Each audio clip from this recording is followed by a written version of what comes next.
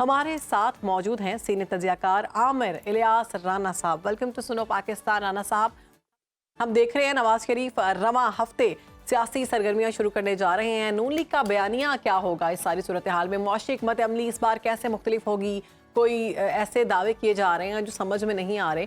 तो नवाज शरीफ चौथी मरतबा वज़ीर आज़म बनेंगे और मुल्क को वो मुआशरी मसाइल से निकालेंगे, क्या समझते हैं?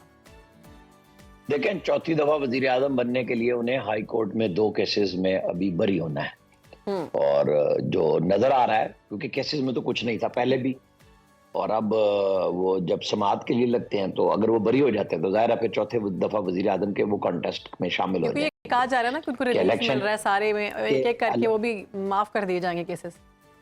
नहीं, केस माफ नहीं होते, पहले केस बनाए गए थे जो जाली थे, सजाएं जाली दी गई थी। पनामा से अकामा, अकामा से ब्लैक लॉ डिक्शनरी। उस वक्त इंसाफ तेजी से पाकिस्तान के कानून से बाहर निकल के दिया गया था, और फिर छक्के चौके लगाते हुए मॉनिटरिंग जज लगाए और फिर सजाएं दिलवाई। जो मेन सजा थी एवन फील्ड की, आपको पता है कि मरियम नवाज और कैप्टन सफदर बरी हो चुके हैं, और नैब ने उस दिन, जिस दिन मरियम नवाज को बरी किया गया था, तो कहा था कि हमारे खिलाफ, हमारे पास नवाज शरीफ के खिलाफ भी कोई सबूत नहीं है कि ये फ्लैट उनकी मलकियत के हैं।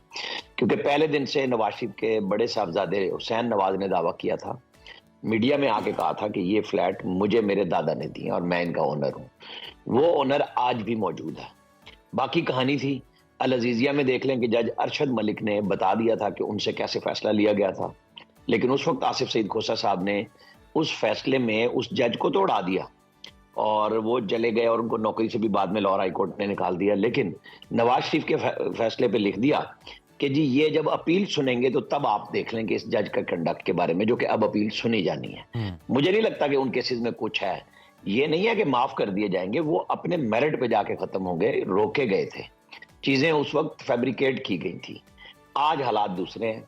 तो आज दूसरी तरफ उनके मुखालिफ हैं इमरान खान, जो जेल में है, और उनके मामलात अब हाई कोर्ट से होते हुए सुप्रीम कोर्ट में आ गए हैं कि उनकी जमानत भी वहीं पे जा रही है, और जो जेल ट्रायल रोकने का फैसला मुस्तरद हुआ था वो भी आज उनके वकील इतलात ये हैं कि वो सुप्रीम कोर्ट में हामिद खान चैलेंज करने जा रहे हैं, और जेल ट्रायल भी कल से शुरू हो रहा है। बाज़ाब्ता वो जो उनके गवाह उनके खिलाफ हैं, उनके बयानात कलम बंद होंगे। सुप्रीम कोर्ट कब स्टे देती है, कब जमानत लेती है, ये आने वाले दिन में बड़े दिलचस्प मराहिल होंगे कि एक तरफ नवाज शरीफ की अपीलें लगेंगी, दूसरी तरफ इमरान खान की साथ। लेकिन ना अब अपील उनकी भी लगी हुई है सुप्रीम हाई कोर्ट में, उनके वो भी कहते हैं मुझे तोशाखाना केस में बरी किया जाए, लेकिन इस वक्त 5 साल के लिए नाअहली इमरान खान की भी है। तो दोनों मुखालिफिन एक दूसरे के दोनों अदालतों में मौजूद हैं, और हमें देखना होगा कि मेरा ख्याल है 15-16 दिसंबर से कागजात नामजदगी वसूल होने हैं। तो उससे पहले पहले अगर इनकी सजाएं खत्म हो जाती हैं कि कागजात इनके एक्सेप्ट हो जाएं, जब तक इतराजात लगते हैं, तो ये 1-1.5 महीना बहुत मजे का होगा, सियासत का भी, जोड़ तोड़ का। बिल्कुल 1-1.5 महीना बड़ा मजे का होगा। अभी राना साहब आपने बोला है कि नवाज शरीफ साहब पर जो केसेस हैं वो इतने जानदार नहीं हैं, और बिल्कुल अगर वो बेगुनाह है तो उन्हें इंसाफ जरूर मिलना चाहिए। दूसरी जानिब चेयरमैन तहरीक इंसाफ पर जो केसेस हैं उस बारे में आप क्या कहेंगे कि वो कितने जानदार हैं? ये मकाफात अमल है कि उन्होंने जो गड़े दूसरों के लिए खोदे, आप उस पर मुस्कुराएं या कुछ कहें, हमें तो हकायक पे बात करनी है। बिल्कुल, वो दूसरों के लिए जो गड़े खोदते रहे और उस गड़े में खुद गिर गए। वो वाहिद वजीर आजम के उम्मीदवार थे जो इखलाकी तौर पे दावे करते थे हमालिया से बुलंद। वो कहते थे मैंने 50% रेट कर दिया, और उन्होंने 20% रेट पे तोशाखाना से ताइफ हासिल किए, बहुत सारे ताइफ जो सामने भी नहीं, और वो इंक्वायरियां अभी चल रही हैं। ये उस शख्स के लिए थे जो कहता था मैं साइकिल पे जाऊंगा, वो हेलीकॉप्टर से उतरा ही नहीं पूरे वजारत उस्मा में। मैं और आप जांचेंगे उनको उनके दावों में, पीपल्स पार्टी हो या मुस्लिम लीग नून, उनके ये दावे नहीं, उन्होंने अपने काम किए, अच्छे किए बुरे किए, वो भी जांचेंगे। हम जांच रहे हैं किसने क्या किया 15 साल में सिंध में, हम उसको भी देख रहे हैं। नवाज शरीफ को जितने टेन्योर मिले उन्होंने क्या कारकर्दगी दिखाई वो भी देख रहे हैं। जो कारकर्दगी उनके भाई की वजारत उस्मा में बनी, जाहिर है कि वो एक डूअर के तौर पे मशहूर थे, और वो जब एक कोलिशन गवर्नमेंट में आए तो बुरी तरह फंस गए, वो रिजल्ट्स नहीं दे सके, उसका खमियाजा उनकी पार्टी और वो खुद भी भुगत रहे हैं। ये सब चीजें हैं जो मेरे और आपकी दिलचस्पी की है। राना साहब अभी आपने कोलिशन गवर्नमेंट का चूंकि जिक्र किया तो आसिफ अली जरदारी साहब याद आ गए। उनकी जानिब से कहा गया था कि शहबाज शरीफ को वजीर आजम हमने बनवाया है, तो आइंदा इंतखाबात में भी पीपल्स पार्टी से ही वजीर आजम होगा। कितना दुरुस्त लगता है आपको दावा? क्योंकि जो आसिफ अली जरदारी हैं उन्हें फिर जोड़ तोड़ का माहिर भी समझा जाता है। वो जोड़ तोड़ के माहिर हैं। उन्होंने तो जब गवर्नर थे लतीफ खोसा पंजाब में, आपको याद होगा उन्होंने कहा था अब जियाला वजीर आजम यहाँ वजीर आला आएगा, नहीं ला सके। ये जोड़ तोड़ चलते हैं, जब दाव लग जाए तो जोड़ तोड़ हो गया। शेख रशीद भी दावे करते हैं, कोई एक सच हो गया तो उन्होंने अगले 5 साल फिर उसी सच पे वो सच सुना के हमें सरकारी सच और आधा सच और सच्चे मियाँ बन के दिखाया। वो कितनी दफा गिराओ जलाओ की बातें करते थे, अब वो क्या बात करते हैं। यहाँ पे सियासतदान इस तरह दावे करते हैं। अमली मुजाहरा उनका होगा कि उनके बेटे को ना बीएपी मिली, ना वो आईपीपी मिली, ना उन्हें पार्लियामेंटेरियन मिली, तो वजारत उज़्मा। फिर उन्होंने कहा मैं नवाज शरीफ को एक बयान आया नहीं बनने नहीं दूंगा, तो कल उनके सेक्रेटरी जनरल पार्टी के नैयर बुखारी साहब ने कहा कि ऐसी कोई बात उन्होंने नहीं की, आसिफ अली जरदारी साहब ने। अब आप देख लें, बयानात चलते रहेंगे, काम होता रहेगा। अब इलेक्शन आ रहे हैं और उसकी तैयारी करनी है। नवाज शरीफ के बारे में कल से ये खबर आ रही है कि वो तमाम कोई एपीसी की कर रहे हैं। मैंने जब चेक किया तो मुझे तो कोई चीज एपीसी की सूरत में अभी तक तो नजर नहीं आई। उन्होंने ये जरूर कहा था कि वो तमाम हलीफ जमातों से मिलेंगे, जी। वो प्लान कर रहे हैं। मतलब जाहिर है मौलाना फजल तो इसी में पीटीआई के साथ हाथ मिलाएंगे नवाज शरीफ, क्या लगता है आपको? मेरा ख्याल है कि वो अगर हम कहें रवादारी की बात पे, तो पीटीआई आज ही अगर कह देना तो आपको पता है पीटीआई क्या कहेगी, चोर डकैत हमसे मदद लेने आ गए, ये वो है और हम इनको एनआरओ नहीं देंगे, वो जेल से बैठ के भी एनआरओ नहीं देंगे। वहां पे सियासत या रवादारी नाम की कोई चीज मौजूद ही नहीं है। अल्लाह करे कि उनके यहाँ प्रिवेल हो। नवाज शरीफ तो वजीर आजम होते हुए भी उनके पास चल के बनी गाला चले गए थे, और फिर वो बदले में उन्होंने एक सड़क मांग ली थी बनी गाला की, वो भी दे दी थी नवाज शरीफ ने।